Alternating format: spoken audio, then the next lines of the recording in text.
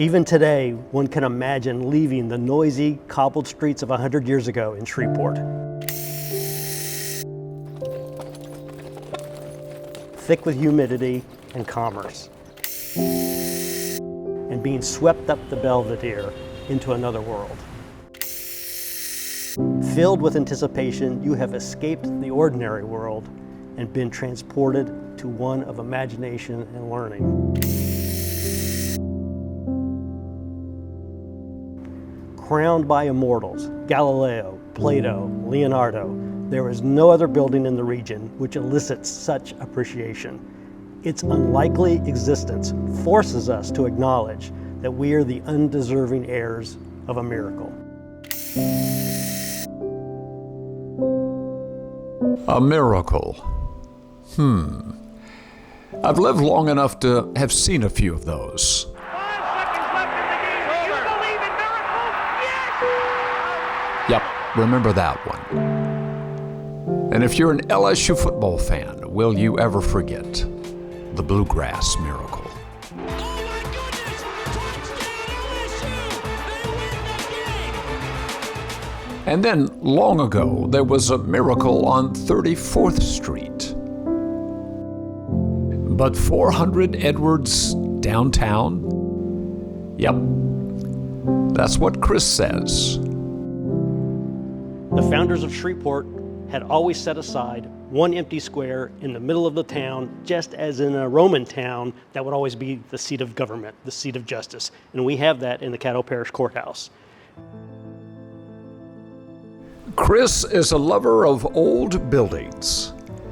He says Shreveport and Rome are like kissing cousins, laid out much the same way.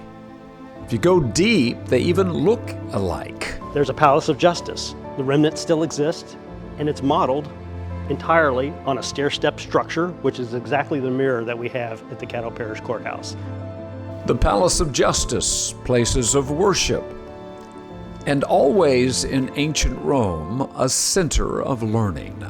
But we have other models in town that maybe aren't as recognized as a seat of government or a seat of worship, and some of those are Roman villas, like a typical farmhouse, which had a simple pitched roof, clay tile, but an atrium at the middle. We have that exact example. The Shreve Memorial Library, built in 1923, designed by this incredibly talented architect who came from St. Louis named Paul Annan, is a Roman villa. It's a Roman country villa in the middle of an urban environment. It's got the 2 side wings, which was for inhabitation, and the atrium in the middle, which was for socialization. And he transformed that into a free library. It was a big day in 1923. Banner headlines in the Shreveport Times. Everybody was going to be there, even the chief of the Caddo Indians. This Roman villa turned seat of learning was going to make a statement. Shreveport, Louisiana was on the move. 1920s were that prosperous kind of boom time. The war was over, the pandemic was over, sounds familiar, and growth was happening. This was an expression of civic pride. This was a time in the early 20th century, when folks were trying to put themselves on the map, and being a learned community was a hallmark of success and of again, civic engagements and civic pride. And when you look at the buildings that were built around this time, you have the YMCA, you have the Strand, you have a number of these sort of monuments, if you will, to the progressive nature of the community. It's really pretty impressive.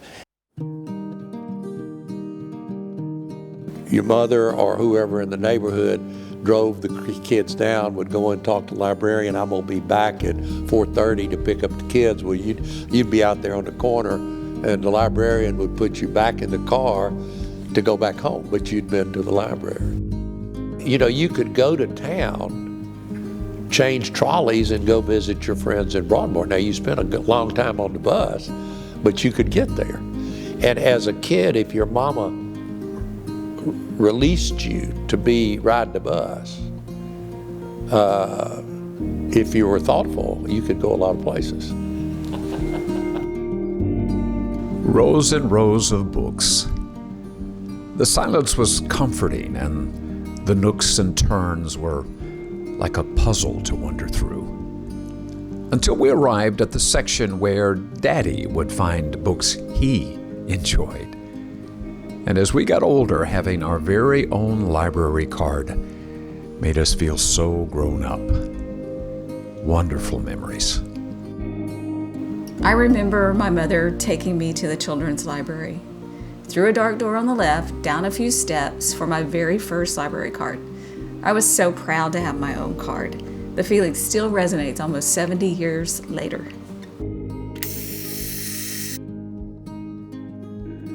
60 years passes. Where once there was a Victorian mansion and a church and a school, now there are towers of glass and steel. The city is moving on and up.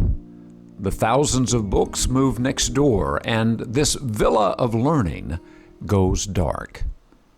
Until... You know, the era of the 80s, it was what's the next big thing? Extreme enthusiasm, new investment, because all these dollars were coming from somewhere else. The Shreveport Chamber of Commerce decides to lay down its roots here in the early 1980s. A lot of big things have happened in that room, in this room. A lot of big conversations. We have probably 30 meetings or events a month here. We have everything from Christmas parties to, we've had 50th anniversary celebrations here, we've had wedding receptions, we've had press conferences, we did lunch with Senator Cassidy. I mean, but most every contributor to this economic culture has, over the past 100 years, has been in this building. But 40 more years have passed. The old girl is showing her age. This is where they had this, the state-of-the-art slide projector system that would project out into the, so this was what passes for multimedia in 1982. She is in need of a facelift, but the bones are good. Floor is, and the walls are made out of a product called Zenotherm.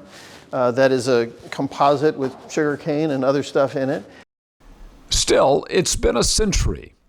The Victorian mansion, the church across the street, the school, all gone. Even Rome has vanished into the recesses of time. Still, I'm reminded of something they said on that glorious December day in 1923. Our ancestors said this place was more than a building. It was a monument to the future.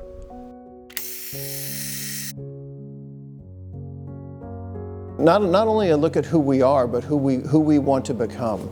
This was a place of learning. Again, the idea of monument to the future is they're doing this for the progeny they will never see, for us basically. They're doing this so that we will have that pride of place. We will have that opportunity for learning and growth that they invested in. They invested in us without even knowing we would be here. This needs to be preserved for the heritage, the legacy of this community. When a community needs to take advantage of what it's got, you can't manufacture these things, so you should preserve these things. This speaks to who we are and who we think we are. If we don't preserve this, then what do we preserve in this community? We can be who we want to be if we invest in ourselves, if we believe in ourselves. And this building, I think, is not only a monument to that from 100 years ago, but can be a great example of that today that we can leave for our progeny in the future. Its unlikely existence forces us to acknowledge that we are the undeserving heirs of a miracle. But together we bear the obligation to ensure it endures.